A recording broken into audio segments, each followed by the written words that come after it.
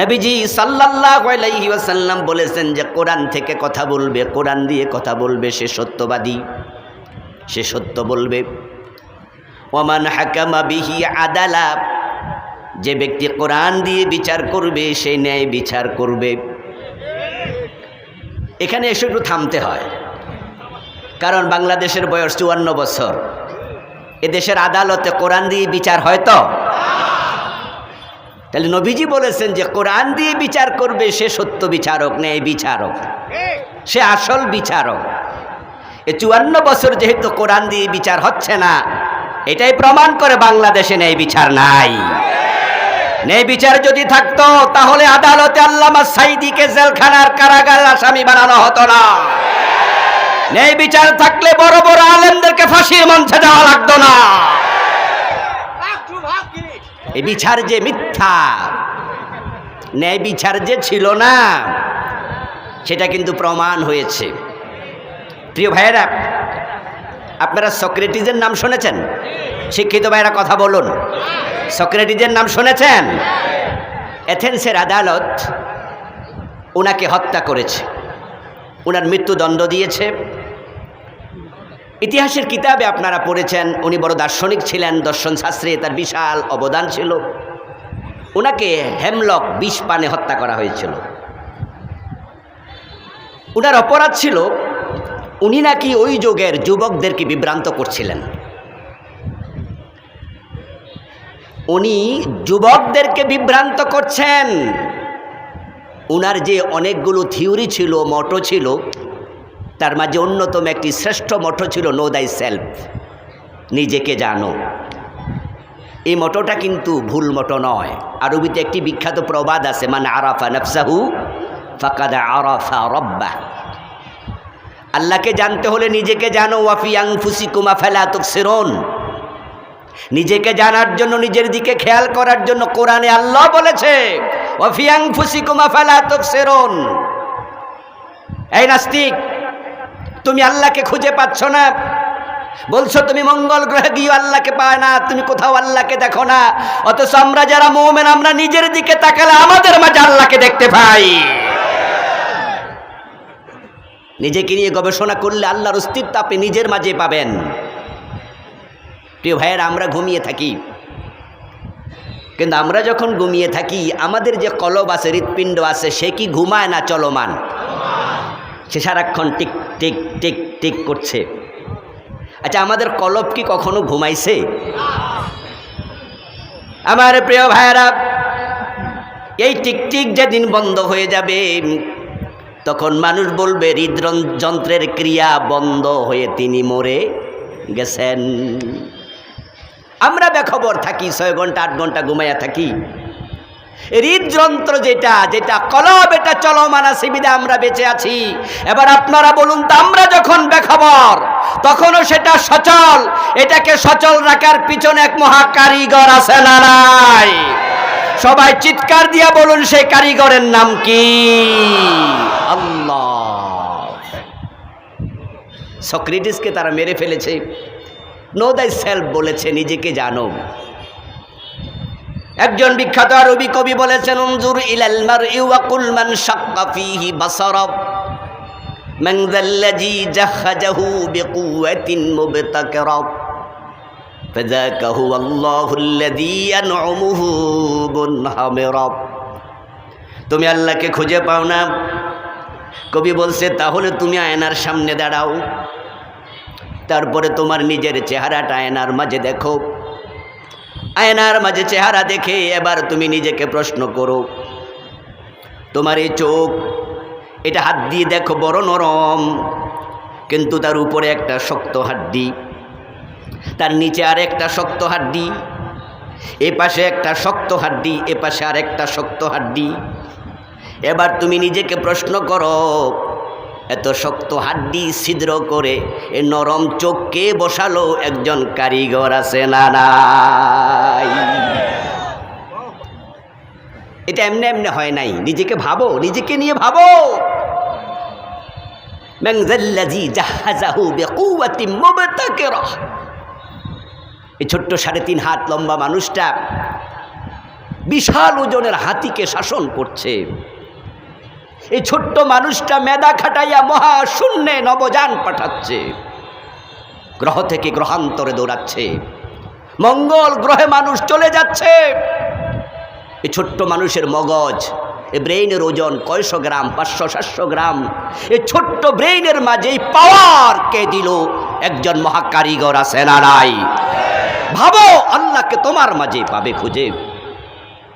সক্রেটিসকে হত্যা করা হলো, কিন্তু সক্রেটিসকে হত্যা করার প্রায় 400 বছর পরে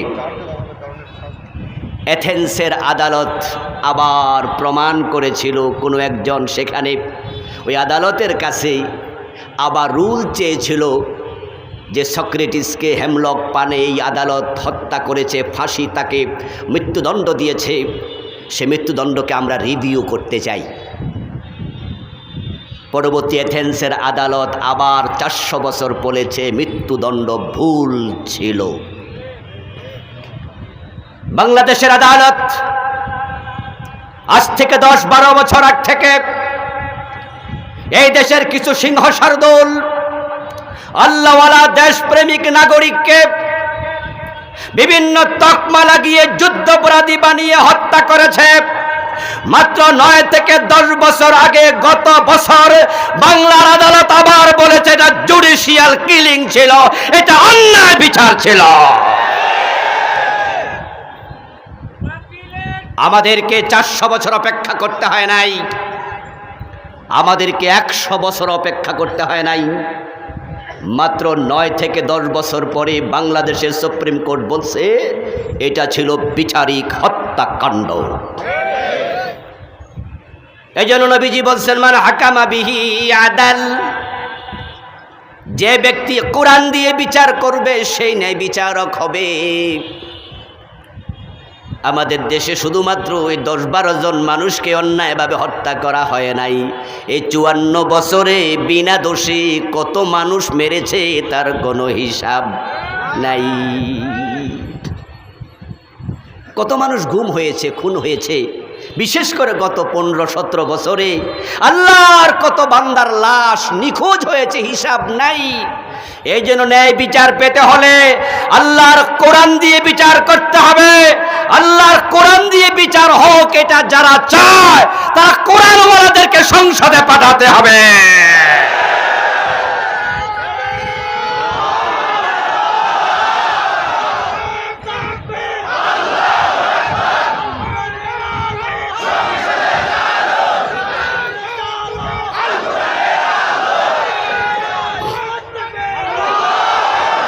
আমার প্রিয় ভাইয়েরা, নবীজি এরপর বলছেন ওমান আমিলা বিহি উজির, যারা কোরআন এর আলোকে আমল করবে, কোরআন হাদিসে যা আছে সেভাবে আমল করবে, তারা পুরস্কার পাবে। কার কাছে?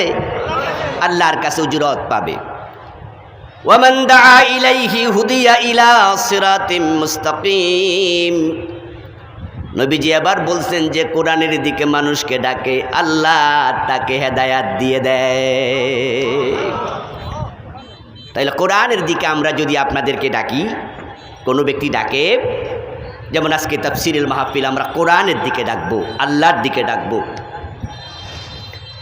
আমার ডাক আপনার কাজে নাও আসতে পারে, আপনি আমার ডাক গ্রহণ নাও করতে পারেন। নবীদের আহ্বান শুনে নাই এমন লোক কি ছিল না? আবু জেহেল তো রাসূলের চাচাই লাগতো, আর আপন চাচা আবু তালেব, উনি কি রাসূলের ডাক শুনে ঈমান আনছেন? আমাদের সকলের ডাক সবাই শুনবে না, কিন্তু তাই বলে যে ডাকে সে থামে না, দায়ী কখনো থামে না। কারণ হচ্ছে আমার ডাক আপনি না শুনলে আমার কিছু আসে যায় না, ক্ষতিটা আপনার হবে। কারণ আমি তো আমার বাবার দিকে ডাকি নাই, আমার দলের দিকে ডাকি নাই, আমার গোত্রের দিকে ডাকি নাই, আমি তো আল্লাহর দিকে ডেকেছি, ঠিক কিনা? তো ক্ষতি তো আমার না, না শুনলে ক্ষতিকার আপনার, কিন্তু আমার লাভ আছে। আমার লাভ হচ্ছে রাসূল বলছে যে ডাকে আল্লাহ কমপক্ষে তাকে হেদায়াত দেয়। আমাদের সবার হেদায়াত দরকার আছে না নাই? কেউ কেউ হতাশ হয়, কেউ কেউ বলে যে হুজুর না অনেক ডাকছি, এখন আর ডাইকা লাভ নাই, মানুষ কথা শোনে না। আমরা তো গত কিছুদিন আগে হতাশ ছিলাম অনেকে, বাংলাদেশের যে অবস্থা, মনে হয় এই দেশ ইসলাম কায়েম আর হবে না, সম্ভাবনা নাই। আর যে মহিলা ক্ষমতায় ছিল, তার ক্ষমতার স্টাইলে আমরা মনে করছিলাম এ মরার আগে মনে হয়েছে আর ছাড়বে না। এবং তারাও এতটা কনফিডেন্ট ছিল, যে আত্মবিশ্বাসী ছিল, যে তারাও ঘোষণা করেছিল ভিশন 2041। ভুলে গেছেন না? মনে আছে? তারা ঘোষণা করেছে 2041। এবং তাদের দ্বিতীয় বড় নেতা তিনি বলেছিলেন যে কিসের আন্দোলন, এবছর না সে বছর মানুষ বাঁচে কয় বছর। মজা করেছে, ভেবেছিল থেকেই যাবে। অনেক ভাইয়ের আন্দোলনের কাজ ছেড়ে দিয়েছে, জেল জুলুম খাটতে খাটতে সত্যের পথ থেকে কেউ কেউ বিচ্যুত হয়েছে। না, আপনি যদি মসজিদের মুয়াজ্জিন হন, আপনার কাজ হচ্ছে 5 ওয়াক্তে 5 বার আজান দেয়া। মুসল্লি কয়জন হলো এটা আপনার গণা দরকার নাই। মুসল্লি যদি কেউ নাও আসে, মুয়াজ্জিনের আজান যেমন থামে না, আমরা সত্যের কথা বলবো, বলতেই থাকবো। সারা কেউ না দেখ, একা হলে মাথা উঁচু করে দাঁড়িয়ে থাকবো।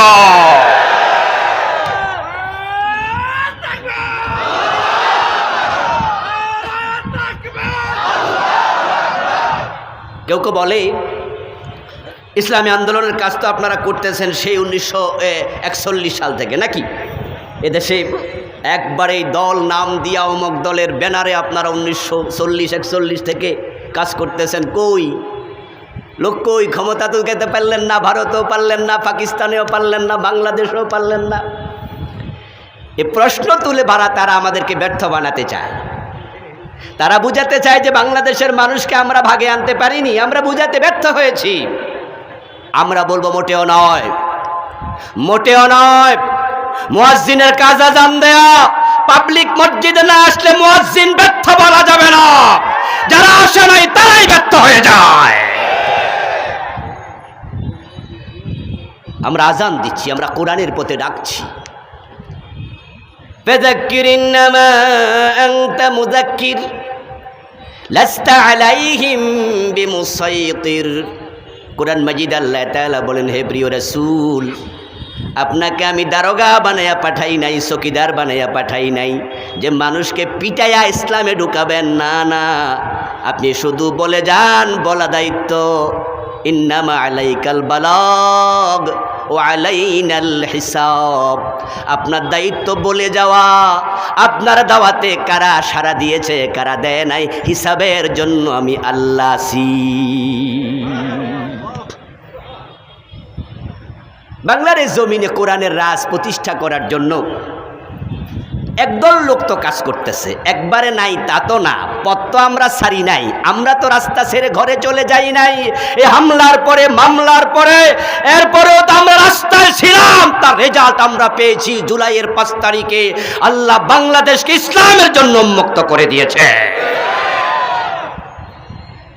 এখন আমরা বুক ফুলিয়ে কথা বলি, জালেমরা পালিয়েছে।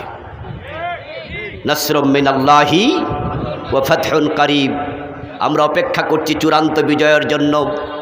মর্নিং সাজদা ডে, প্রত্যুষ দিবসের প্রতিচ্ছবি।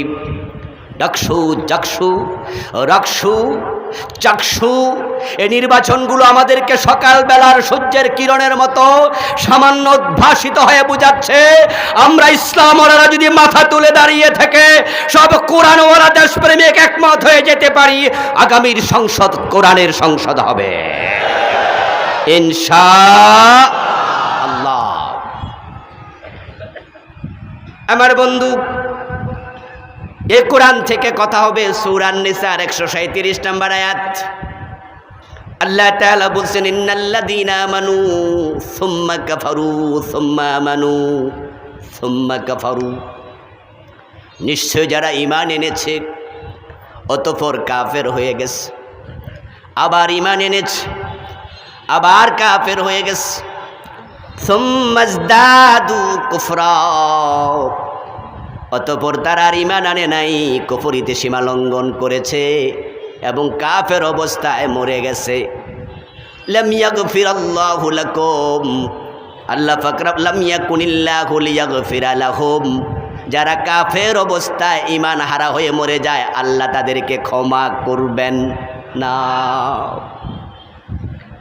এই মেসেজটা আজকে আমি আপনাদেরকে দেব, কারণ যারা কাফের অবস্থায় মরে তাদের ক্ষমা নাই।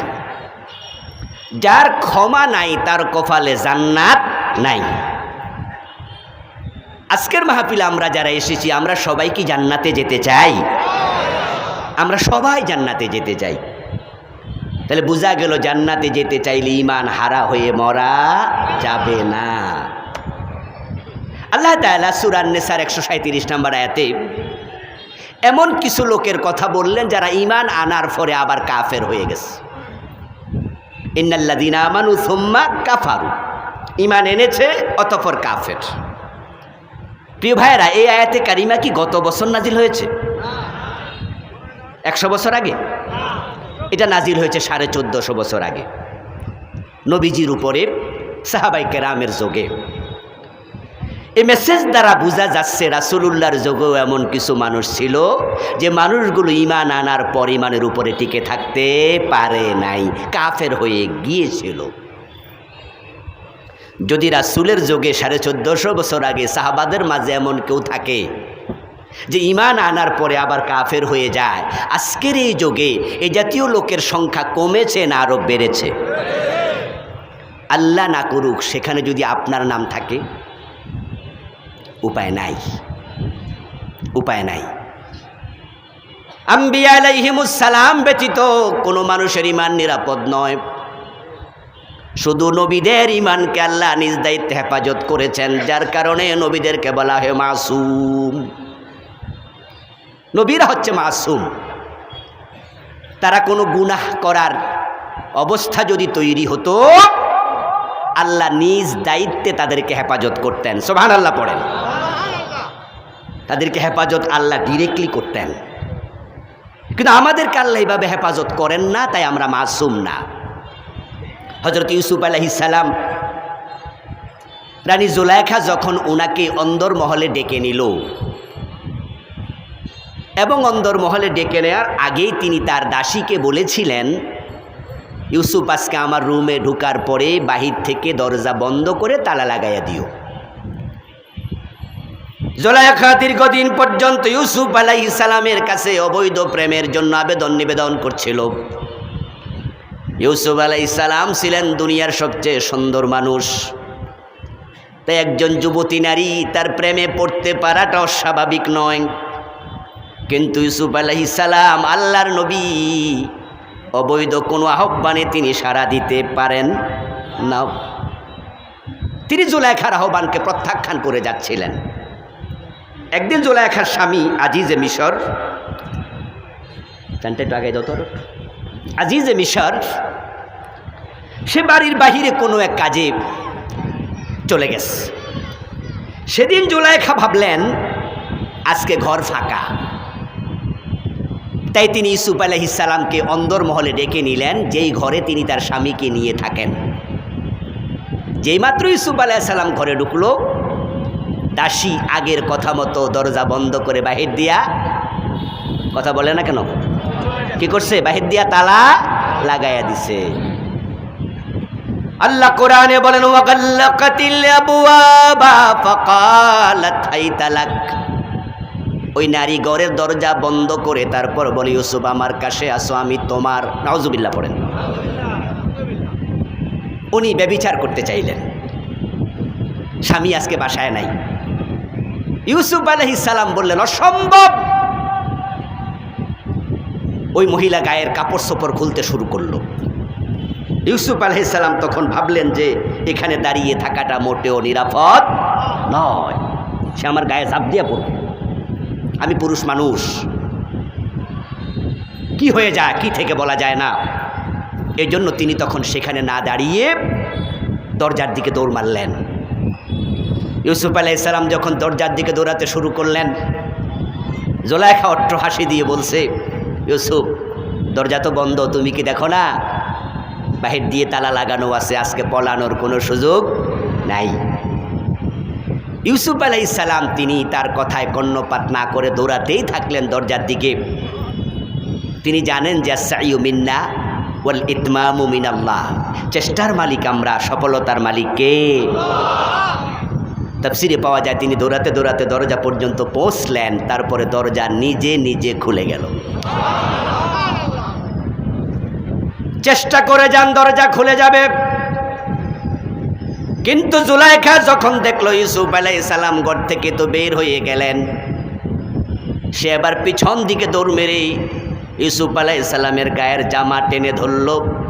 এক পর্যায়ে ইউসুফ আলাইহিস সালাম দস্তাদস্তি করে বের হতে চেষ্টা করতে করতে পিছন দিয়ে গায়ের জামাটা একটু ছিঁড়ে গেল। এই আলোচনা কোরআনের মাঝে আছে আছে। ইউসুফ আলাইহিস সালাম ঘরের দরজা অলরেডি পৌঁছে গেছেন, কিন্তু জামাটা ছিঁড়ে গেল আর কি। আচ্ছা, ইউসুফ আলাইহিস সালাম তখন কি মিশরের প্রেসিডেন্ট ছিলেন না ঘরের দাস ছিলেন? যারা জানেন তারা কথা বলেন।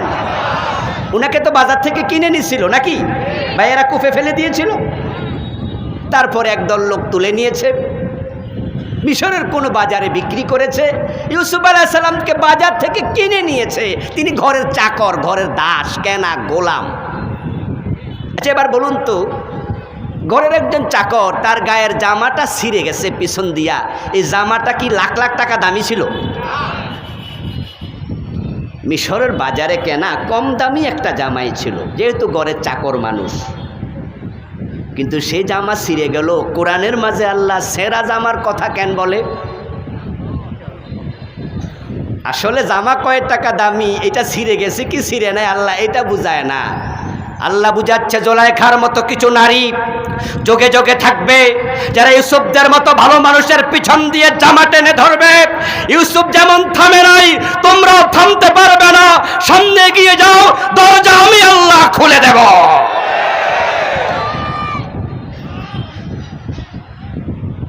আলহামদুলিল্লাহ, আলহামদুলিল্লাহ, আলহামদুলিল্লাহ। আমরা দেখেছি আমাদের বাংলাদেশের কিছু বড় বড় আলেম, ইসলামী আন্দোলনের দায়িত্বশীল, যাদের সাথে নতুন জুলাইখারা এমন আচরণই করেছিল, আল্লামা সাইদিকে ধর্ষণের মামলার আসামি পর্যন্ত বানিয়েছে। আমাদের দায়িত্বশীলেরা কোনো সমঝোতা করে নাই, তারা সত্যের উপর অটল ছিল। আল্লাহ নিজে আবার দরজা জুলাই মাসের 5 তারিখ খুলে দিয়েছে।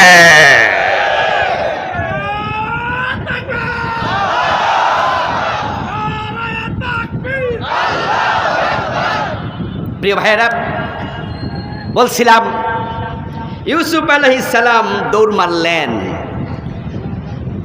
এক পর্যায়ে তাকে জেলেও দেওয়া হয়েছিল, কারণ তিনি জুলাইখার সাথে তার কুপ্রস্তাবে সম্মত হন নাই। কিছুদিন পর তিনি জেল থেকে বের হলেন।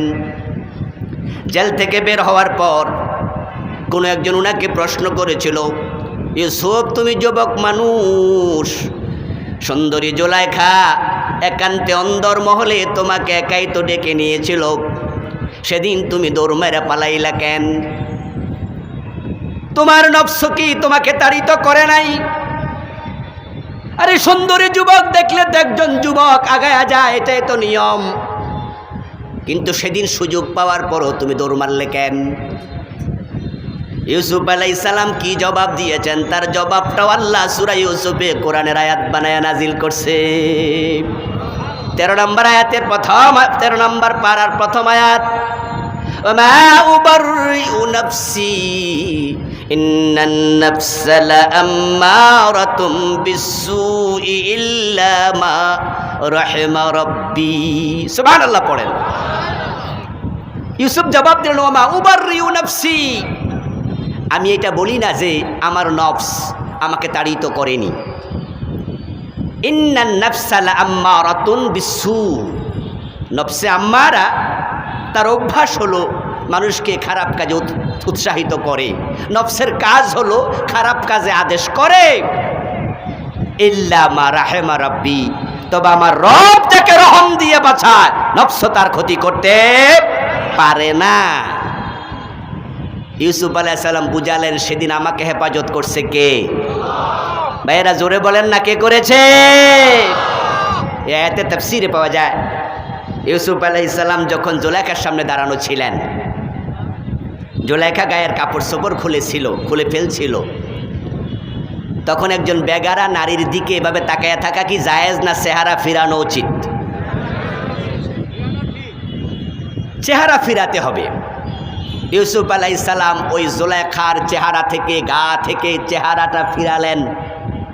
ফিরিয়ে তিনি চেহারা যখন ঘরের কোণ পর্যন্ত নিলেন, দেখতে পেলেন ঘরের কোণে ওনার বাবা ইয়াকুব আলাইহিস সালাম দাঁড়ায় আছে।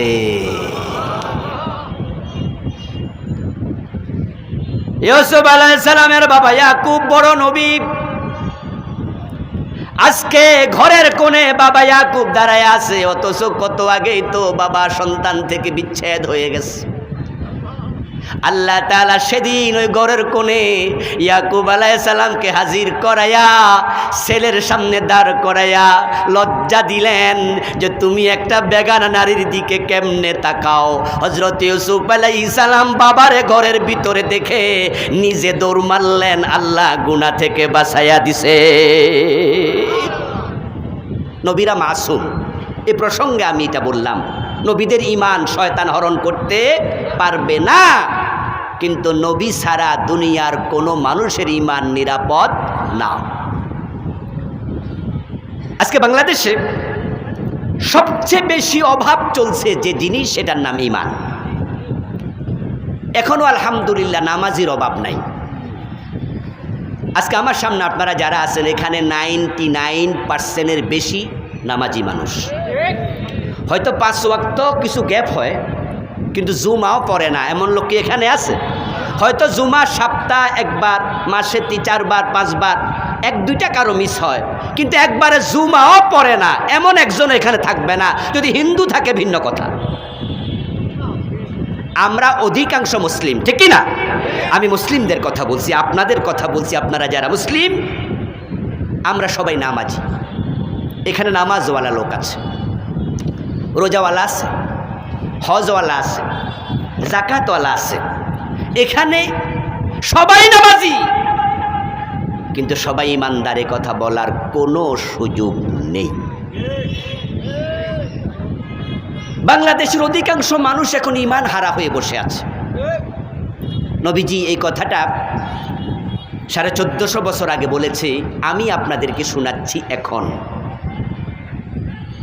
আপনাদের এলাকায় কি পুকুর আছে? বড় পুকুর থেকে 1 গ্লাস পানি নেবেন। গ্লাসে নেয়ার পরে, বোতলে নেয়ার পরে আপনি দেখবেন যে পানিটা এরকম পিউরিফাই করা, মনে হয় যেন এরকম পানি সাদা সুন্দর। কিন্তু আপনি খাওয়ার পরে হতে পারে আপনার ডায়রিয়া হবে, কারণ কুয়া এবং পুকুরের পানিতে জীবাণু আছে। এবার বলুন তো, জীবাণু কি খালি চোখে দেখা যায়? এটার জন্য দরকার হয় মাইক্রোস্কোপ। আপনি মাইক্রোস্কোপ চোখে লাগাইয়া এবার পানির দিকে তাকান। ওই পুকুর এবং কুয়ার পানির মাঝে আপনি নিজের চোখে মাইক্রোস্কোপের মাধ্যমে দেখবেন যে অসংখ্য জীবাণু লেজ নেড়ে নেড়ে হাঁটছে, যেটা খালি চোখে দেখা যায় না। আমার রাসূল 1450 বছর আগে বলেছেন, ইয়াতি আলান নাসি জামানুন ইয়াজতামিউনা ফিল মাসাজিদি লাইসা ফীহিম মুমিনুন।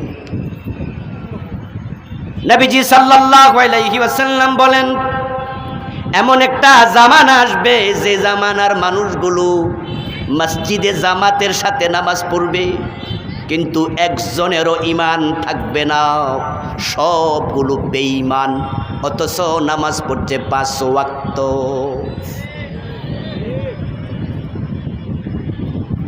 قال رسول الله صلى الله عليه وسلم تكون بين الساعة فتن كقطع الليل المظلم। কিয়ামত যখন আগাবে, কিয়ামতের আগে সূর্য ডুবার পর যেমন চারদিক থেকে অন্ধকার ধেয়ে আসে, দুনিয়ার চারদিক থেকে ফিতনা বের হবে। ওই ফিতনার যুগে একজন মানুষ সকাল বেলায় মুমিন থাকবে, সন্ধ্যা বেলায় কাফের হয়ে যাবে। একটি হাদিসে শুনলেন সকালবেলা মুমিন, সন্ধ্যাবেলায় কাফের।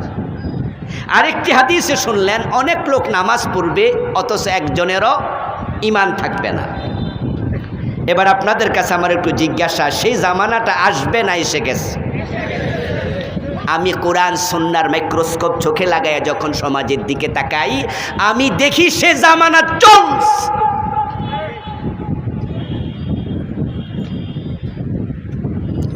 অজু করার পর কি অজু ভাঙে না? কোন কোন কারণে অজু ভাঙে এটা আপনারা জানেন? 7 কারণে অজু ভেঙে যায়, মক্তবে শিখেছেন। তাই অজু যদি ভেঙেও যায় টেনশনের কোনো কারণ নাই, আবার নতুন করে অজু করার সুযোগও আছে। এবার বলুন তো, নামাজে যারা দাঁড়ায় মাঝে মাঝে কি নামাজ ভাঙে না?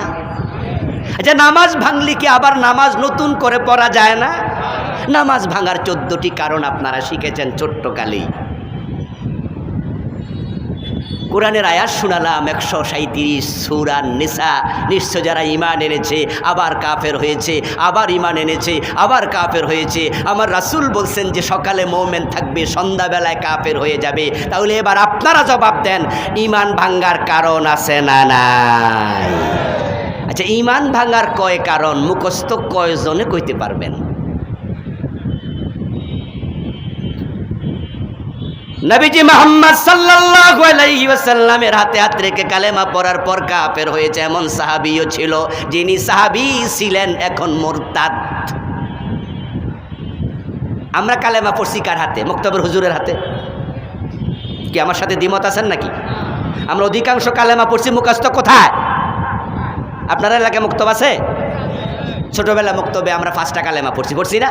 কালেমায়ে তাওহীদ, কালেমায়ে রিসাল কি শাহাদাত, এগুলো আমরা মুখস্থ করছি। কালেমায়ে মুজমাল, কালেমায়ে মুফাসসাল, এই এলাকা কি ছিল এগুলো? আমানতু বিল্লাহি কামা হুয়া বিআসমাইহি ওয়া সিফাতিহি, পড়ছেন না এগুলো? মুক্তবে শিখেছি আমরা কালেমা। আমরা কালেমা পড়েছি, ঈমান এনেছি মুক্তবর হুজুরের হাতে। আর আব্দুল্লাহ ইবনে উবাই সে কালেমা পড়ছে কার হাতে? যারা জানেন তারা বলেন না। সে কালেমা কি মুক্তাবর হুজুরের কাছে পড়ছিল? দুনিয়ার সেরা মানুষের হাতে। কিন্তু আব্দুল্লাহ ইবনে উবাইয়ের কালেমা পড়ার পরও কি সে আসলে মুমিন হইছে? তাহলে কালেমা পড়ে নিজেকে মুমিন ভাবার কোনো কারণ নাই। কালেমাওয়ালাদের মাঝেও কাফের আছে। নবীজির হাতে হাত রেখে কালেমা পড়েছিল এক ব্যক্তি, তার নাম ছিল ইবনু খাতাল। শুধু কালেমা পড়ে সে মুমিনই হয় নাই, সে মদিনায় হিজরত করেছিল মক্কা থেকে। সে মুহাজির সাহাবী ওই ইবনু খাতাল কিছুদিন পরে মুরতাদ হইয়া মক্কায় পলাইয়া গেছে। ইবনু খাতাল শুধু মক্কায় পালিয়ে যায়নি, সে মক্কার বাজারে বাজারে রাসূলের বিরুদ্ধে নিজে কবিতা লিখে মানুষের কাছে পড়ে বদনাম করে বেড়াতো। মক্কা বিজয় যখন হলো, নবীজি সাল্লাল্লাহু আলাইহি সাল্লাম তখন ঘোষণা করলেন মক্কা বিজয়ের পর, লা তাসরিবা আলাইকুমুল ইয়াউম আনতুমুত তুলাকা ইল্লা ফুলানান ওয়া ফুলানান ওয়া ফুলানা। ও মক্কার মানুষেরা, আজকে কোনো প্রতিশোধ নেব না, তোমাদের সকলকে ক্ষমা করে দিলাম, তবে অমক অমক অমকের ক্ষমা নাই। হাইসু ওয়াজাদতুমুহুম ফাকতুলুহুম। এবার রাসূল বলেন, এই লোকগুলো যাদের নাম আমি বললাম তাদেরকে যেখানে পাও সেখানে হত্যা করো। তার মাঝে একজন ছিল আবু জেহেলের ছেলে ইকরামা রাদিয়াল্লাহু তাআলা আনহু। রাসূল মক্কা বিজয়ের দিন বলেছিলেন, ইকরামা ইবনে আবু জেহেলকে যেখানে পাও সেখানে হত্যা করো। ইবনু খাতালের নাম বললেন, ইবনু খাতালকে যেখানে পাও সেখানে হত্যা করো। ইকরামা পালায়া গেছে মক্কা থেকে, কিন্তু তাকদীর বড় ভালো, পরে ফিরে এসে আবার মুসলমান হয়ে গেছে। তখন নবীজি ইকরামাকে ক্ষমা করে দিয়েছিলেন, কিন্তু ইবনু খাতালকে ক্ষমা করেন নাই, কারণ সে ক্ষমা চায় নাই। যখন সে শুনল তাকে যেখানে পাওয়া যাবে সেখানে হত্যা করার জন্য অর্ডার করা হয়েছে, ইবনু খাতাল ঘর থেকে বের হয়ে একবারে কাবার সামনে হাজির। সে কাবার অঙ্গনে গিয়ে কাবার গিলাফ ধরে বসে থাকলো, কারণ সে জানতো কাবার অঙ্গনে খুনাখুনি করা জায়েজ নাই। ওমান দাখালাহু কানা আমিনা, কোরআনে আছে হারামের সীমানায় কোনো মারামারি করা যাবে না, যে ঢোকে সে নিরাপদ। ইবনু খাতাল কাবার গিলাফ ধরে বসে আছে, নবীজি সাল্লাল্লাহু আলাইহি ওয়াসাল্লামের কাছে কয়েকজন সাহাবী আসলেন, ইয়া রাসূলুল্লাহ, ইবনু খাতালকে যেখানে পাও সেখানে হত্যার অর্ডার আপনি দিয়েছেন, কিন্তু আমরা তো ইবনু খাতালকে কাবার দরজগিলাপের সাথে, কাবার ওয়ালের সাথে এভাবে জড়িয়ে ধরতে বসে থাকতে দেখেছি। এখন কাবার অঙ্গনে তো মারামারি জায়েজ নাই, হুজুর কি করি বলেন?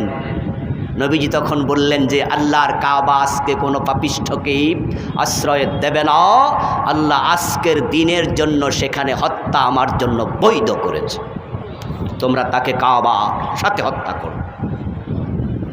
আপনাদের কাছে আমি এই কাহিনী শুনে যেটা বুঝাতে চাইলাম, নবীজির হাতে হাত রাখার পরে ইবনু খাতালের ঈমান চলে যায়, অথচ এক সময় সে সাহাবী ছিল, পরে সে মোরতাদ হয়ে গেছে। যদি এমন ঘটনা তখন ঘটে, আমাদের কারো কারো ঈমান যাওয়ার সম্ভাবনা আছে না? না। আচ্ছা, ঈমান যে চলে গেছে এটা যদি আজকে টের পান, যেই কয় কারণে ঈমান ভেঙে যায়, এটা আমি আপনাদেরকে শোনাবো, আজকে সংক্ষেপে শোনাবো। শোনার পর যদি আপনি বোঝেন যে আপনারও ঈমান শেষ, নতুন করে কালেমা পড়ার সুযোগ আছে না নাই? কিন্তু যদি আজরাইল আসার পরে আল্লাহর সামনে যাইয়া কিয়ামতের মাঠে টের পান যে ঈমান ছিল না, সেদিন কি আর কালেমা পড়ার সুযোগ আছে? সেদিন সুযোগ নাই। আমাদের দেশে কোন কোন কারণে মানুষের ঈমান ভেঙে যায়, এই চর্চাটা হয়েছে খুব কম। নামাজ আলহামদুলিল্লাহ ওয়াজ আছে বিদায় এখনো মানুষ নামাজি আছে, রোজার ওয়াজ আছে বিদায় এখনো রোজা আছে, হজের ওয়াজ আছে বিদায় এখনো প্রতি বছর 1 লক্ষ লোক কাবায় হজ করতে যায়। দুইটা ওয়াজ বাংলাদেশে খুব কম, একটা হচ্ছে ঈমানের ওয়াজ, আরেকটা হচ্ছে একামতে দ্বীনের ওয়াজ। 3.5 লাখ মসজিদের মিম্বার থেকে যদি নামাজ, রোজা, হজ, যাকাতের ওয়াজের মতো একামতে দ্বীনের ওয়াজ শুরু হয়ে যেত, অনেক আগেই বাংলাদেশে দ্বীন কায়েম হয়ে যাওয়ার কথা। নামাজ পড়া যেমন ফরজ, আল্লাহর জমিন আল্লাহর দ্বীন কায়েমের চেষ্টা করাও ফরজ। কোরআনে আছে আকিমুস সালাহ, নামাজ কায়েম করো। ঠিক সেই কোরআনে সূরাতুশ শূরার 13 নম্বর আয়াতে আছে আন আকিমুদ্দীনা, দ্বীন কায়েম করো। একই শব্দ না ভাই? প্লিজ কথা বলুন, একই শব্দ না? আকিমুস সালাহ, আকিমুদ্দীন, একই শব্দ বলেছেন, একই আল্লাহ। আকিমু অর্ডারের মাধ্যমে যদি নামাজ কায়েম ফরজ হয়, আকিমুদ্দীনের মাধ্যমে দ্বীন কায়েম কি ফরজ নয়? তো নামাজের এত ওয়াজ, তো দ্বীন কায়েমের ওয়াজ কই? বরং আমরা কিছু আলেম আছি, আমরা এই ওয়াজ করি আলহামদুলিল্লাহ। আর বাংলাদেশের মানুষও দ্বীন কায়েমের ওয়াজ যদি রাস্তা দিয়ে হাঁটতে হাঁটতেও শোনে, রাস্তা দিয়ে হেঁটে যাচ্ছে অথবা গাড়িতে চলে যাচ্ছে, আওয়াজ আসছে মাইকে, এখানে একটা মাহফিল হচ্ছে মনে হয় যেন, তখন প্রাইভেট কারের গ্লাসটা একটু টিপ দিয়া নামাইলো যে হুজুর কি ওয়াজ করে, 1 মিনিট তো কমপক্ষে এলাকা যাইতে লাগবে, মাইকের আওয়াজ একটু শুনি। হেঁটে হেঁটে যাচ্ছে, ওয়াজ শোনার চিন্তা নাই, এমনি একটু কান দিল হুজুর কি ওয়াজ করে। যখনই দ্বীন কায়েমের ওয়াজ শোনে, তখন শ্রোতারা মনে মনে কয় এই হুজুর মনে কোনো দল, মানে দ্বীন কায়েমের ওয়াজ শুনে আন্দাজে কইলা যে অমুক দল মনে করে। তাহলে কি প্রমাণ হলো? দ্বীন কায়েমের ওয়াজ একটা দল বেশি বেশি করছে, অথচ নামাজের ওয়াজ সবাই করে। নামাজের ওয়াজের মতো দ্বীন কায়েমের ওয়াজ যদি আমরা শুরু করে দেই, এই দেশে জালেমরা কখনো ক্ষমতায় আসতে পারবে না।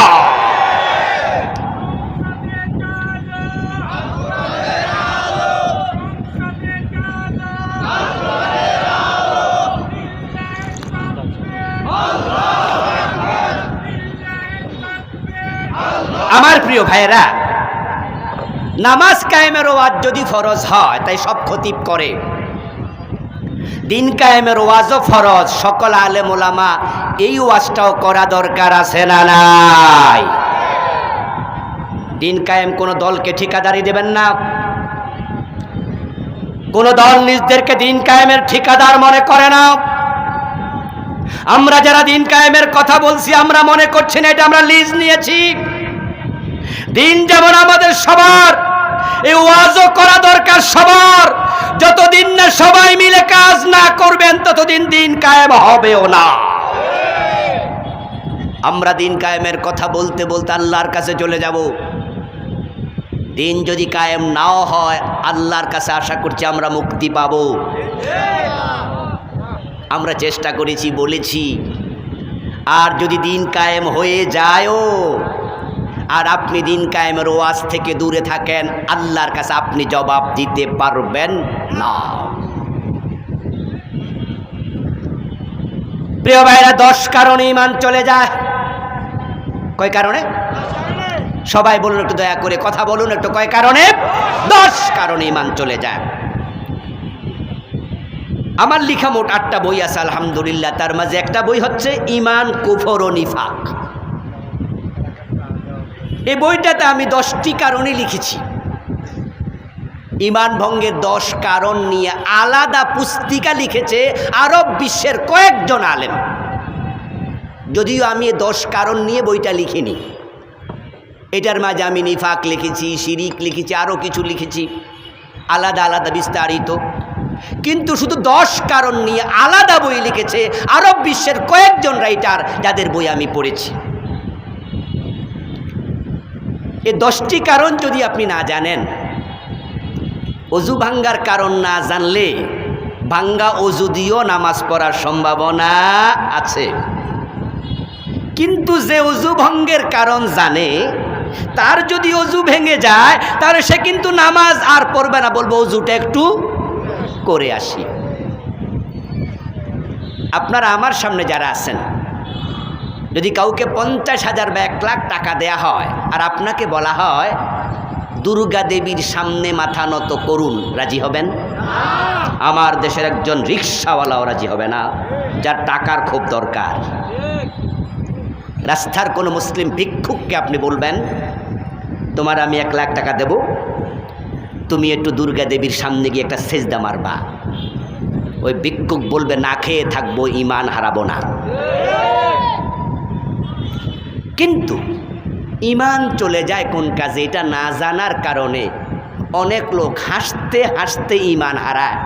যেমন এই যে কয়দিন আগে আমাদের একজন বড় নেতা, উনি টেলিভিশন সাংবাদিকদের সামনে দ্ব্যর্থহীনভাবে জানায়া শোনায়া বলে দিলেন, আমরা শরিয়া আইনে বিশ্বাস করি না। বলে নাই, বলে নাই, বলে নাই। এই কথাটার সাথে সাথে উনার ঈমান যদি থাকে, ঈমান শেষ। এই কথাটা কুফর। এই কথা বলাতে ঈমান চলে গেছে, ঈমান ভেঙে গেছে। এটা ঈমান ভাঙ্গা 10 কারণের এক কারণ, উনি হয়তো জানেনই না।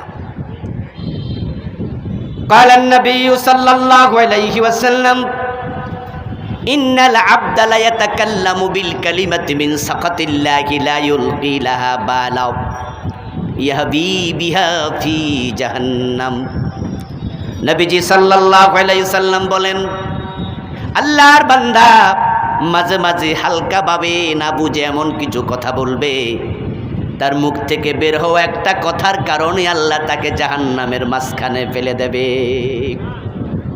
নাউজুবিল্লাহ পড়েন। কি পড়বেন?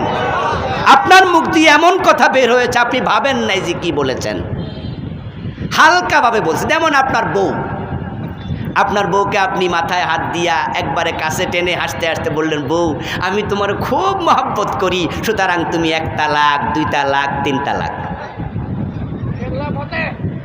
বউ আর আসেনি? কিরে ভাইরা কথা কয় না কেন? বউটা কি জায়গায় আর আছে? তোমার মুখের কথা তাকে শেষ করে দিয়েছে। হাসতে হাসতে বলো আর কাঁদতে কাঁদতে বলো, হালকাভাবে বলো আর সিরিয়াসলি বলো, তোমার মুখের শব্দ তালাক তোমার বিবাহকে বিচ্ছিন্ন করে দিয়েছে। উনি বললেন যে আমরা শরিয়া আইনে বিশ্বাস করি না। আমার প্রিয় ভাইয়েরা, শরিয়া মানে তো ইসলাম। শরিয়া মানে কি? সবাই বলেন, শরিয়ত মানে কি? শরিয়তের মূল কস হচ্ছে ইসলাম। শরিয়া মানে 5 ওয়াক্ত নামাজ, শরিয়া মানে রমাদানের রোজা, শরিয়া মানে হজ, শরিয়া মানে চোর ধরে হাত কাটো, শরিয়া মানে ডাকাত ধরে শুলে দাও, শরিয়া মানে জানা করলে 100 বেত লাগাও, বিবাহিত হলে পাথর মারো, শরিয়া মানে হচ্ছে সুদ খাওয়া যাবে না, শরিয়া মানে হচ্ছে মদ পান করলে 80 বেত লাগাও। আল্লাহর আইনের নাম শরিয়াত। যদি কেউ বলে শরিয়া মানি না, আল্লাহর কসম তার ঈমান শেষ।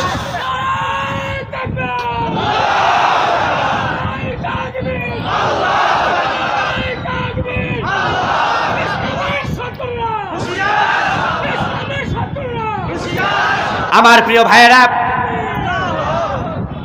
আচ্ছা 5 ওয়াক্ত নামাজ পড়ে আবার দরবারে গিয়ে পীরের পায়ে সেজদা মারে এমন কিছু নামাজি বাংলাদেশে আছে না নাই?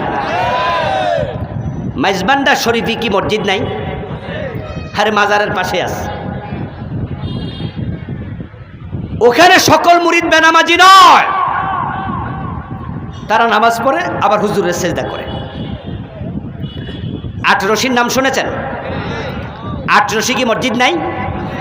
হ্যাঁ, আমি সেখানে গিয়েছিলাম 2-3 বছর আগে।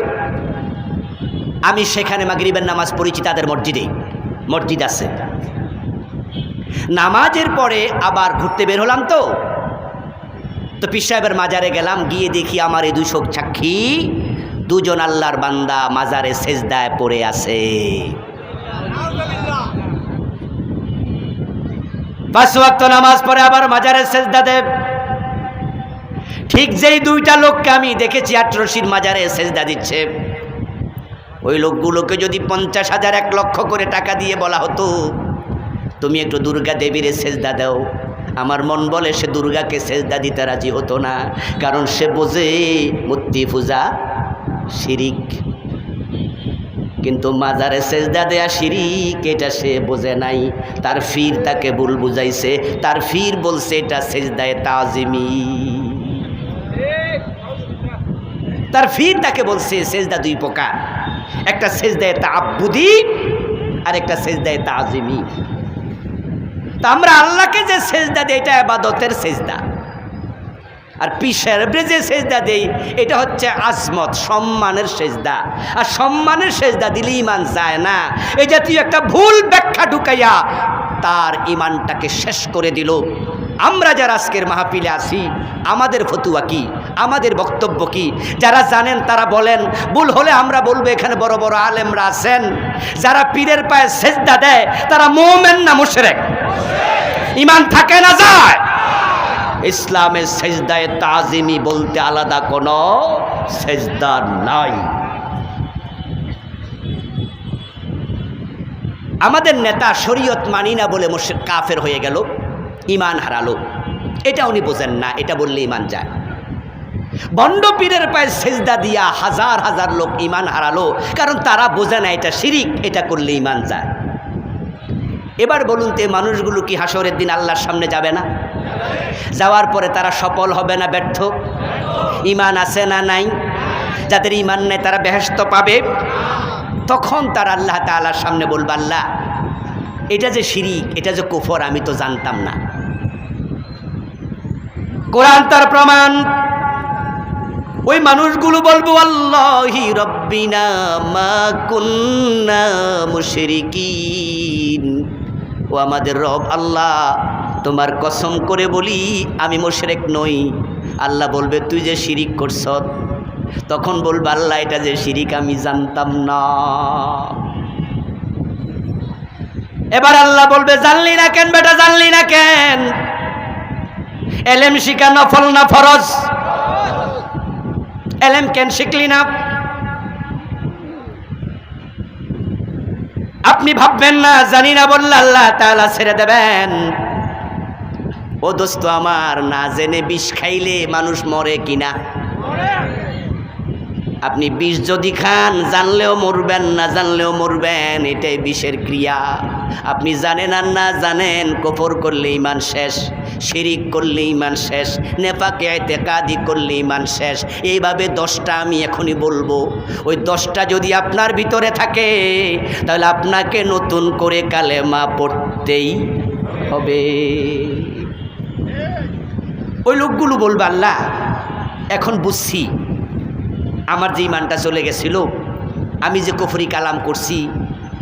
বাংলাদেশে আমি যে কিছুক্ষণ আগে বললাম মাইক্রোস্কোপ দিয়ে তাকাই, কোরআন হাদিসের মাইক্রোস্কোপ চোখে লাগাইয়া ঈমানওয়ালা আমি খুব কম দেখি। এর কারণে এই বই লিখতে গিয়ে আমি কুফরগুলো, শিরিকগুলো আলাদা করেছি। 56টা কুফর এই বইতে আমি লিখেছি। একটা কুফর বাংলাদেশে ঘরে ঘরে ঢুকে বসে আছে, সেটার নাম ধর্মনিরপেক্ষ মতবাদ। সেকুলারিজম কুফর, সেকুলারিজম কুফর, ধর্মনিরপেক্ষতা কুফর। অথচ 54 বছর যারা দেশ চালাচ্ছে তারা সকলেই সেকুলার, তারা সবাই ধর্মনিরপেক্ষতায় বিশ্বাসী। ওই দলগুলোতে আমার সামনে আজকে এখানে আছেন অনেকে সে দলেরই কর্মী, সে দলেরই ভোটার, ওই সেকুলারদের একজন।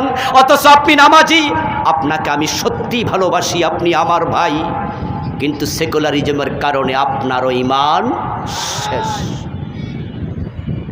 ধর্মের ব্যাপারে কোনো নিরপেক্ষতা চলবে না, নিরপেক্ষ থাকা যাবে না, হয়তো পক্ষে না হয় বিপক্ষে। লাকুম দীনুকুম ওয়ালিয়া দীন।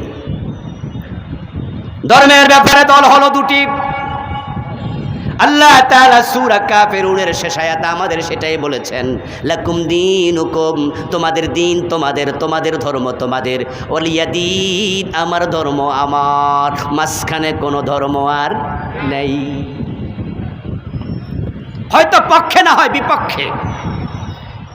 এবার আমি একটু জবাব চাইব, যে জবাবের কারণে আপনি হয়তো আজকে নতুন করে আবার মোমেন হয়ে যাবেন।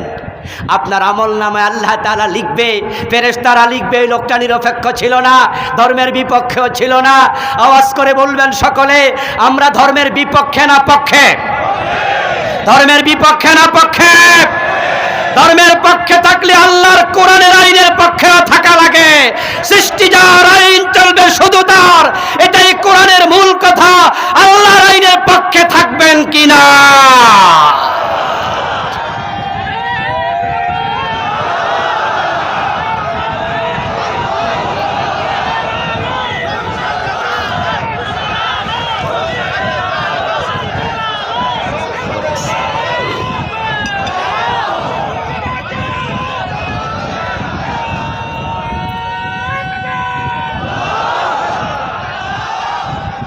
আমার প্রিয় ভাইয়েরা, আমরা কি কোনো দলের কথা বলেছি? বলেছি অমুক দলের পক্ষে থাকবেন, হাত তোলেন, বলেছি? আমরা আল্লাহর কোরআনের আইনের পক্ষের কথা বলেছি, ঠিক কিনা? আমরা ধর্মের পক্ষের কথা বলেছি। ধর্ম মানতে গেলে কোনো দল যদি নারাজ হয়ে যায়, নাখুশ হয়ে যায়, দলের পথ চলে যায়, দলের কপালে লাথি মারতে হবে।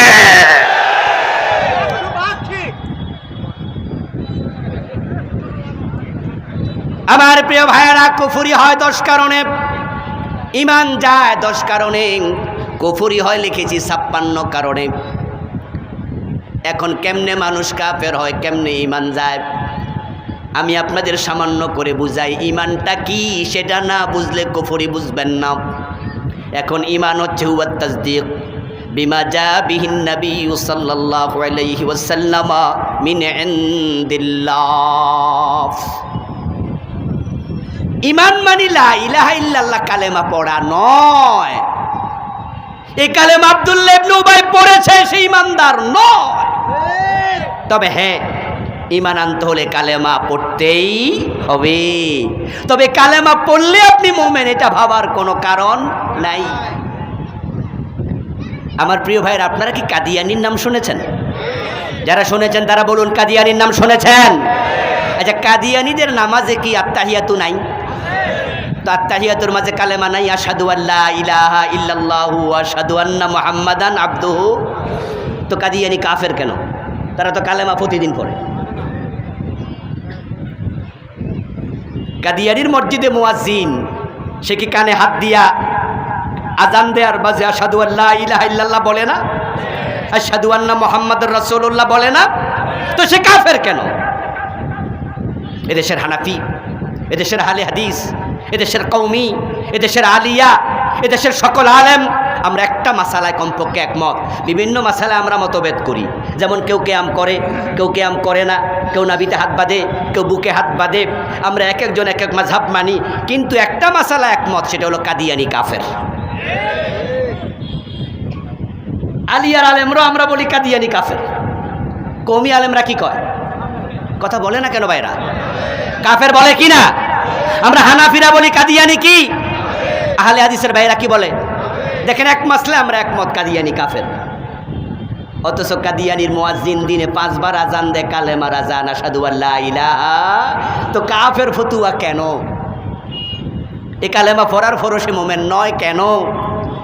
কারণ ঈমান হচ্ছে তাসদীকুন নবী সাল্লাল্লাহু আলাইহি ওয়াসাল্লাম বিমা জা বিহি মিন ইনদিল্লাহ।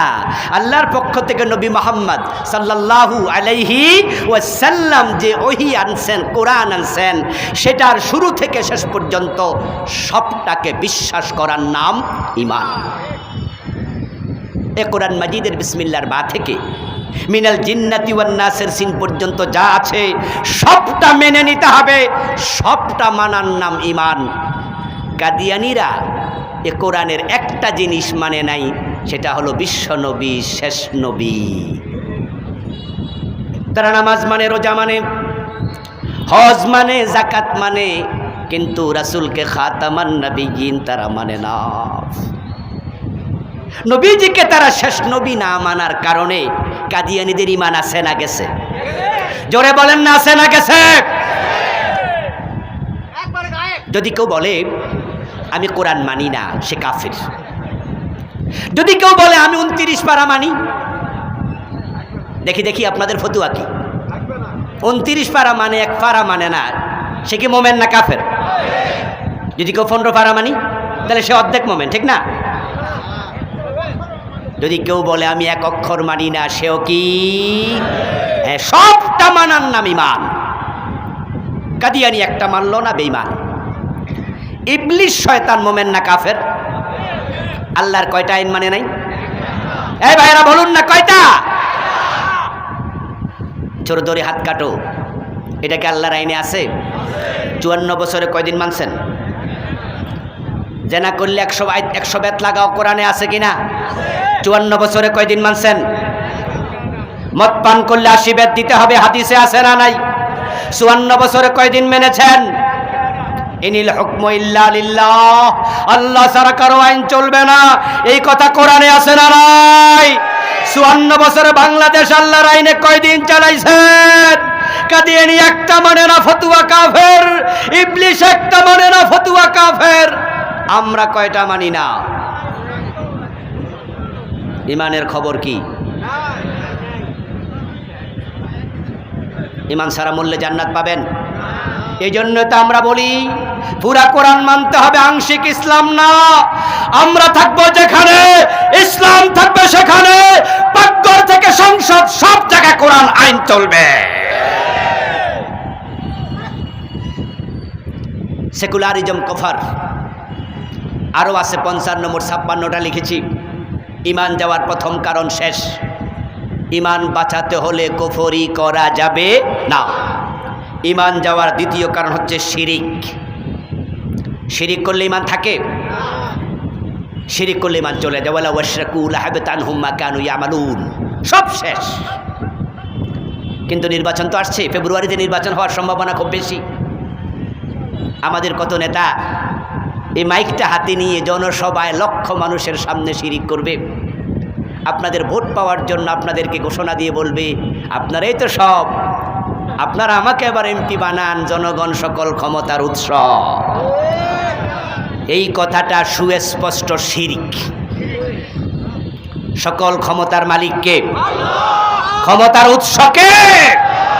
আন্নাল কুওয়াতা লিল্লাহি জামিআ কুলিল্লাহুম্মা মালিকাল মুলকি তুতিল মুলকা মান তাশা। জনগণ ক্ষমতার উৎস নয়, জনগণের হাতে ক্ষমতা নাই, জনগণ ক্ষমতার ওসিলা মাত্র। ক্ষমতা কার হাতে? জুলাই আন্দোলনের মাধ্যমে কি তোমাদের এই ইলম আসবে না, এই শিক্ষা আসবে না? এই স্লোগানকে তোমরা ভুলবে না। জনগণ ক্ষমতার উৎস যদি হতো, শেখ হাসিনা বাংলাদেশ থেকে পালানো লাগতো না, কারণ একটা চকিদার থেকে একেবারে সেনাবাহিনীর প্রধান পর্যন্ত তার নিজের দলের লোক দিয়ে সাজিয়েছিল। এদেশের জনগণের 5 পয়সা মূল্য ছিল না। জনগণ ঘুমাইছে, রাতের বেলা ভোট হয়ে গেছে, ঠিক নয় কি? উনার প্রেসিডেন্ট, উনার মন্ত্রী পরিষদ, উনার এমপি 300 সব উনার, চকিদার উনার, পুলিশ উনার, বিজিবি উনার, সেনাবাহিনী উনার, র্যাব উনার। আর আমরা যারা ছিলাম দেশের নাগরিক, আমরা ভাড়াটিয়ার মতো ছিলাম, ঘর জামাইয়ের মতো ছিলাম, মুখের কথাটি বলার সাহস ছিল না। কিন্তু এর মাঝেও তিনি পালিয়ে যেতে বাধ্য হয়েছেন, কারণ ক্ষমতার মালিক আল্লাহ। আল্লাহ চেয়ার উল্টিয়ে দিয়েছে, আর তার ওয়াকার, তার আত্মীয়, তার সেনাপ্রধান বলেছে প্রধানমন্ত্রীকে পালান, 45 মিনিটও সময় নাই। এমন ভাবে পালিয়েছে, দুপুরে রান্না করা খাবার খেয়েও পালানোর সময় পান নাই। আল্লাহ তাআলা আমাদের চোখে আঙ্গুলি দিয়ে বুঝিয়ে দিয়েছেন, ক্ষমতা আমার হাতে, আমি চাইলে উল্টিয়ে দিতে পারি। প্রিয় ভাইয়েরা, ফেরাউন ছিল মিশরের প্রেসিডেন্ট। আল্লাহ তাআলা তাকে পানিতে চুবাইয়া মারলেন।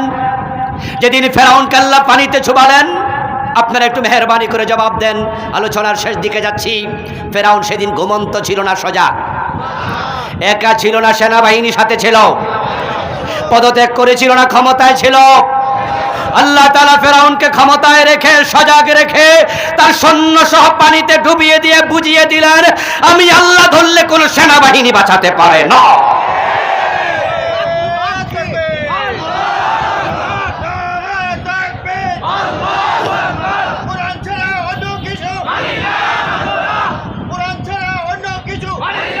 প্রিয় ভাইয়েরা, সকল ক্ষমতার মালিক কে?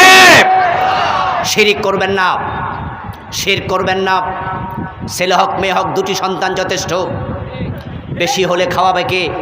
এই জাতীয় চিন্তার সন্তান বেশি নেয় না। এই লোকগুলা স্লোগানের ধোকায় পড়েছে।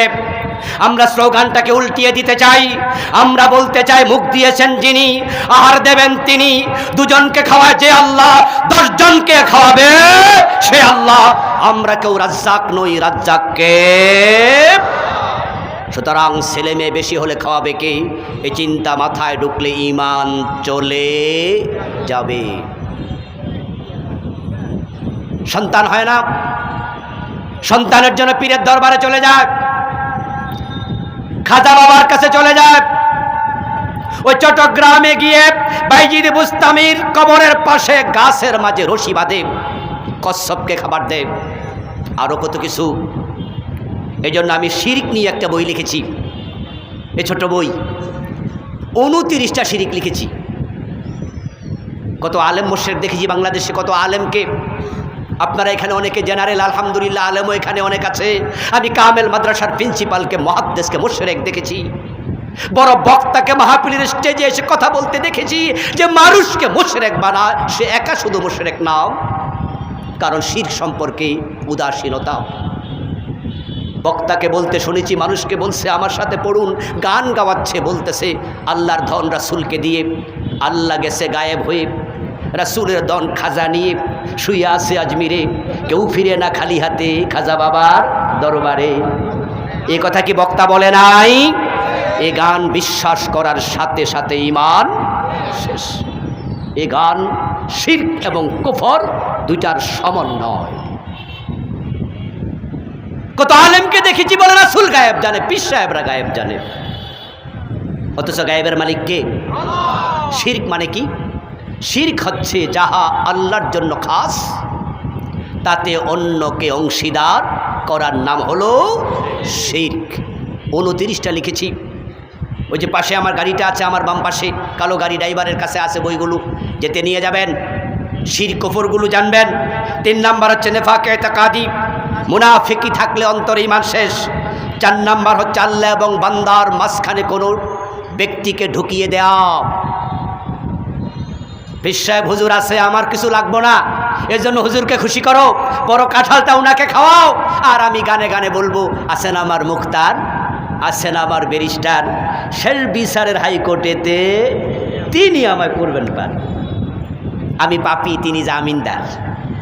এই জন্য হুজুর যেহেতু আছে আমার কোনো টেনশন নাই। হুজুরের কাছে মুরিদ হওয়ার পর নামাজ কালামও পড়ে না, শুধু হুজুরকে খুশি করে, শুধু একা খুশি করে না, নিজের বউ দিয়া পা টিপায়। এমন ভণ্ড পীর ভণ্ড মুরিদ আছে। আল্লাহ এবং রাসূলের, আল্লাহর মাঝখানে বান্দার মাঝখানে পিঠ ঢুকাইয়া দিছে। মক্কার মুশরিকরা তাই করত। মা না'বুদুহুম ইল্লা লিয়ুকাররিবুনা ইলাল্লাহি যুলফা। তারা বলতো এই লাত, এই মানাত, এই উজ্জা, এই হবল এগুলো আমাদের সৃষ্টিকর্তা না, তবে এগুলো আমাদেরকে কিয়ামতের দিন আল্লাহর কাছে নিয়ে যাবে, তাদেরকে আমরা মাধ্যম বানাইছি। 5 নাম্বার, কাফের এবং মুশরিক যারা, তারা জাহান্নামী। এ বিষয়ে যদি আপনি কনফিউজ হন তাহলে আপনার ঈমানও শেষ।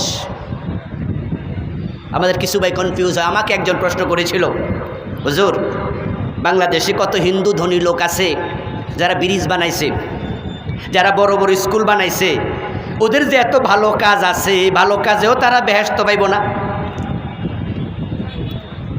তারা হয়তো কালেমাটা পড়ে নাই, কিন্তু সুদ খায় না, ঘুষ খায় না, এমন হিন্দু আছে না নাই? অনেক ভালো হিন্দু হুজুর, সে ওজনে কম দেয় না, এরপরেও কি বেহেশত পাবে না? দোস্ত, ঈমান যার নাই জান্নাত তার নাই। তাহলে ভালো কাজগুলোর কি হবে? ভালো কাজগুলোর কথা আল্লাহ কোরআনে বলছেন, আযহাবতুম তাইয়্যিবাতিকুম ফি হায়াতিকুমুদ দুনিয়া ফাস্তামতা'তুম বিহা। যারা কাফির মুশরিক ভালো কাজ করে, আল্লাহ তাদেরকে বলবেন তোমাদের ভালো কাজের পুরস্কার আমি তোমাদেরকে দুনিয়াতে দিয়ে দিছি, আখিরাতে আমার কাছে কোনো পাওনা আর নাই। 6 নাম্বার, নবীজির আদর্শের চেয়ে অন্যের আদর্শকে শ্রেষ্ঠ মনে করলে ঈমান শেষ। আমাদের জন্য আদর্শ একজন, তিনি মুহাম্মাদুর রাসূলুল্লাহ সাল্লাল্লাহু আলাইহি ওয়াসাল্লাম। অথচ পোস্টারে ব্যানারে দেখবেন এই দেশের রাজনৈতিক কর্মীরা, বিভিন্ন নেতার আদর্শ উজ্জীবিত, আমি অমুকের আদর্শের সৈনিক। যারা রাসূলকে ছাড়া অন্যকে আদর্শ মানে তাদের ঈমান থাকবে না। 7 নাম্বার, উঠবেন না প্লিজ, আমি তো তাড়াতাড়ি করে শেষ করছি, উঠছেন কেন এখন? 10টা তো, শুনে যান, শুনে যান, না শুনলে বিপদ, না জানলে বিপদ, সতর্ক করছি। 7 নাম্বার, ইসলামের কোনো বিধানকে অপছন্দ করলে ঈমান শেষ। ছেলে পছন্দ হয়েছে, বিয়ের জন্য মেয়ের ছেলে পছন্দ হয়েছে, ছেলে ডাক্তার, ছেলে ইঞ্জিনিয়ার, তো বিয়েটা দিলেন না কেন? কয় যে ফোলার মুখে দাঁড়িয়ে আছে এই জন্য মেয়ে ফোলারে পছন্দ করে নাই, না হয় কিন্তু ফোলাটার যোগ্যতার কোনো অভাব নাই। এই জয়পুরহাটের ভাইয়েরা, ছেলে অপছন্দ হয়েছে কোন কারণে? যোগ্যতার কারণে না দাড়ির কারণে? অপছন্দ করছে ছেলেকে না দাড়িকে? দাড়ি কার সুন্নাত? আরে দাড়ি না রাখলে ঈমান যায় না। মাশাআল্লাহ, বুঝো প্রিয় ভাই, দাড়ি না রাখলে ঈমান যাবে না, এটা গুনার কাজ। কিন্তু দাড়ি অপছন্দ করলে ঈমান থাকে না, এটা রাসূলের সুন্নাত।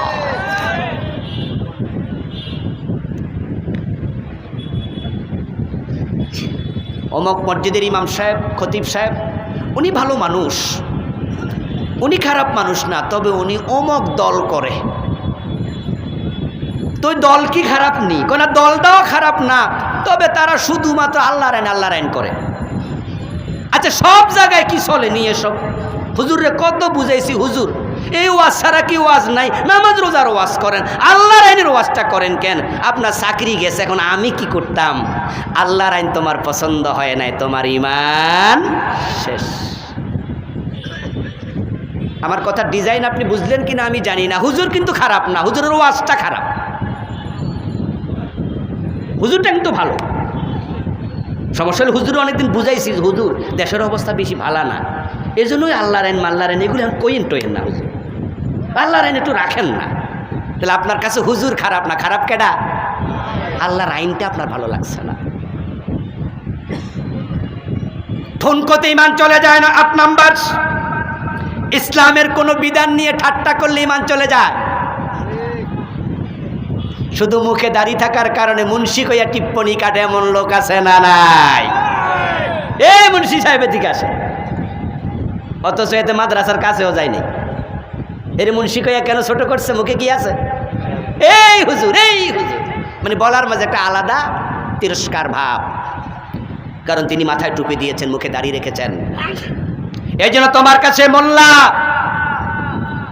এই ফেসবুকে মাঝে মাঝে দেখবেন আমাদের ওয়াজের সময় আমাদের আলোচনা চলছে, পিছনে কমেন্ট উঠতেছে, কমেন্টের মাঝে দেখবেন লেখে কাঠমোল্লা। কাঠমোল্লা কি প্রশংসা নাকি গালি? কথা বলেন না, প্রশংসা না গালি? ইসলামের কথা বলছে, তোমার কাছে সে কাঠমোল্লা হয়ে গেছে। আল্লাহর দ্বীনকে নিয়ে সামান্য তিরস্কার করলে ঈমান শেষ। 9 নাম্বার, যদি কোনো ভূখণ্ডে মুসলমান এবং কাফেরের যুদ্ধ হয়, ওই সময় কাফেরকে সাপোর্ট করলে ঈমান চলে যায়। যেমন কয়দিন আগে ফিলিস্তিনের যুদ্ধ হয়েছিল আপনার ইসরায়েলের মধ্যে। ইসরায়েল আর ফিলিস্তিনের যুদ্ধের একমাত্র কারণ ইসলাম। এখানে ইসলাম ছাড়া দ্বিতীয় কোনো কারণ ছিল না। ফিলিস্তিনের মানুষ, গাজার মানুষ মাজলুম হয়েছে শুধুমাত্র আল্লাহর উপর বিশ্বাস করার কারণে।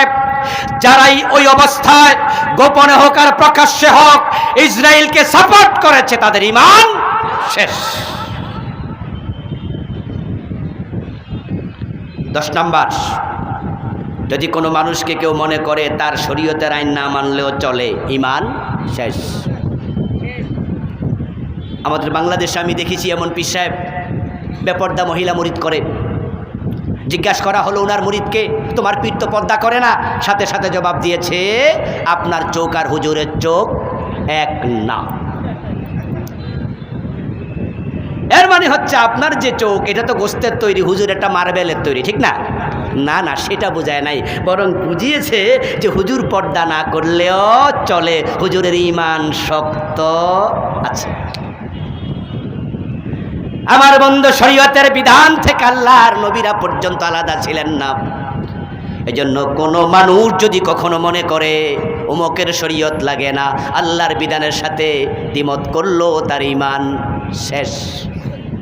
আসুন প্রিয় ভাইয়েরা, যাদের আমাদের সমস্যা আছে, আজকের আলোচনা থেকে কিছুটা আশ করতে পেরেছি যে আমরা হয়তো কেউ কুফরিতে, কেউ হয়তো শিরিকে, অথবা আমার লেখা বই অথবা কোনো রাইটারের বই পড়বেন, পড়ার পরে বুঝবেন যে আপনি শিরক বা কুফরিতে আছেন, নেফাকে আছেন, এই সমস্যা। তাহলে তাওবা করে ঈমান আনুন। জাদ্দিদু ঈমানাকুম বিকাউলি লা ইলাহা ইল্লাল্লাহ। আল্লাহ তাআলা সে তৌফিক আমাদের দান করুন, বলুন আমিন। প্রিয় ভাই, আলোচনার শেষ দিকে চলে আসছি।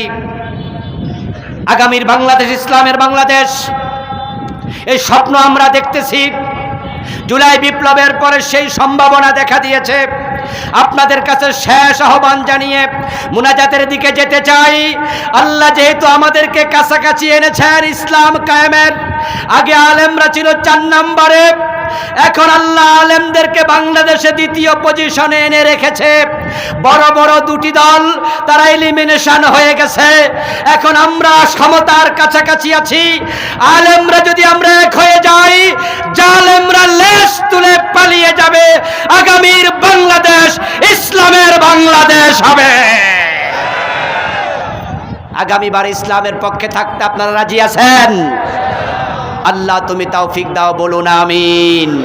হাদা মা ইনদি ওয়াল ইলমু ইনদাল্লাহ আলাইহি তাওয়াক্কালতু ওয়া ইলাইহি উনীব। প্রিয় ভাইরা, আমরা মুনাজাত করে বিদায় নিতে চাই। মাহফিলের সম্মানিত সভাপতি হুজুর সংক্ষেপে কিছু বলবেন ইনশাআল্লাহ, তারপরে আমরা দোয়ার দিকে যাব। একসাথে যেতে চাই, উঠে পরিবেশ না নষ্ট না করলে খুশি হব। আলহামদুলিল্লাহ, আমরা মোনাজাতের দিকে যাবো ইনশাআল্লাহ। তার আগে